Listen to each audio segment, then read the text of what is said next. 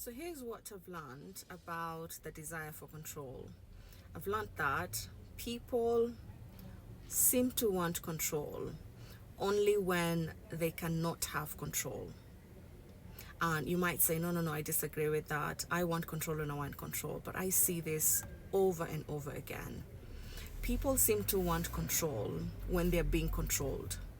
People seem to want control when they're under somebody's charge. That's when they want control.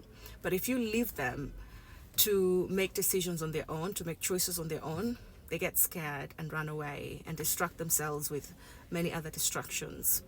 So people want control when they're under somebody's charge, because it's very easy for them to see how the other person is controlling the situation and to find mistakes in that and to judge that and to criticize that and to come up with all these solutions for the mistakes that the other person, the one in charge of them, is making.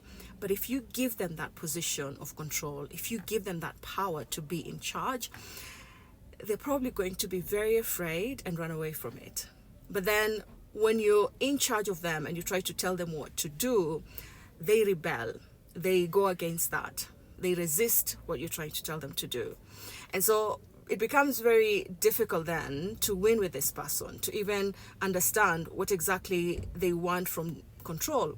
And my assumption in this particular context is that people want the idea of control, but they don't really want control because they understand the magnitude of being in control and it scares them. They understand the consequences of taking charge, the responsibility of taking charge, and that scares them.